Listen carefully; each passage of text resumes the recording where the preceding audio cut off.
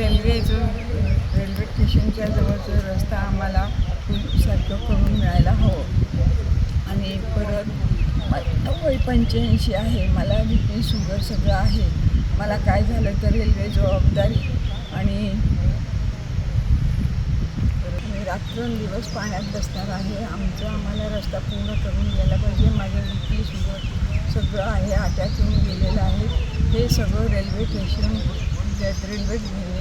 जबाबदारी माझ्या काय झालं तर जबाबदारी त्यांच्यावर आहे. पुणे मिरज लोंढा रेल्वे प्रकल्पाधित शेतकरी मौजे नांद्रे येथील अंदाजे 35 ते 40 शेतकरी गेले 3 दिवस झालं जलसमाधी आंदोलन करत आहेत.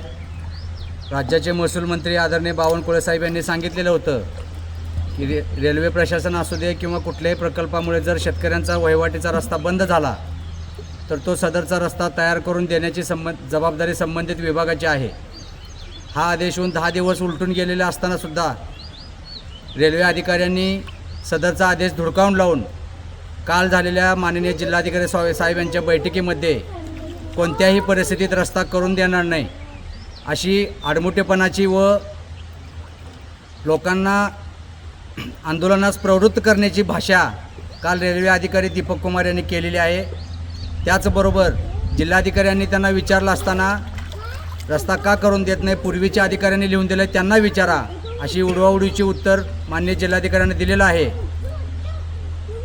2022मध्ये रेल्वे प्रकल्पातील शेतकऱ्यांनी रेल्वे अधिकारी सागर चौधरी यांना विनंती केली होती. त्या विनंतीस मान देऊन त्यांनी 3 मीटरचा मुर्मीकरण रस्ता 1100 मीटर करून देतो असं लेखी आश्वासन प्रकल्पाधित शेतकऱ्यांना डिसेंबर 2022मध्ये दिलेलं होतं.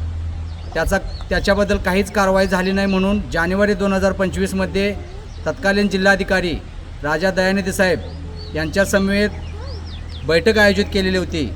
सदर बैठकीमध्ये सुद्धा रेल्वे अधिकारी सुरेश पाखरे त्याचबरोबर रेल्वे अधिकारी सागर चौधरी यांच्याशी दूरध्वनीद्वारे संपर्क साधला असता त्यांनी जिल्हाधिकाऱ्यांना सदरचा 400 मीटरचा रस्ता त्वरित 2 दिवसात बनवून देतो असं सांगितलेलं होतं आणि उर्वरित 700 मीटरचा रस्ताचा प्रस्ताव 2 दिवसात पाठवून त्याची मंजुरी घेऊन करून देतो म्हणून सांगितलेलं होतं.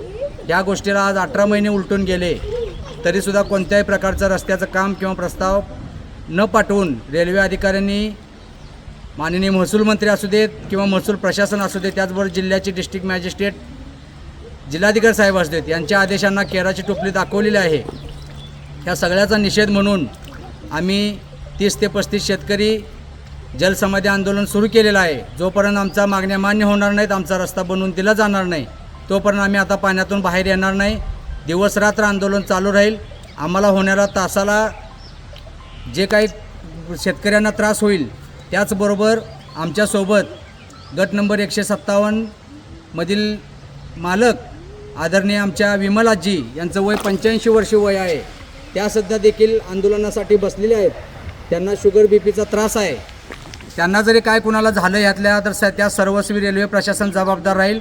आमची सरकारच्या महसूल प्रशासनाच्या सर्व अधिकाऱ्यांना एवढी विनंती आहे की जे काही रेल्वे विभागानं लेखी आश्वासन दिलेलं आहे तेवढं आश्वासन त्यांनी पूर्ण करावं व 40 ते 50 एकर शेतजमीन कायमस्वरूपी पडीक होणार आहे त्यापासून आम्हाला वाचवावं एवढी आम्हाला विनंती. आमचा रस्ता त्वरित 8 दिवसामध्ये करून द्यावा ही कळकळीची विनंती आहे.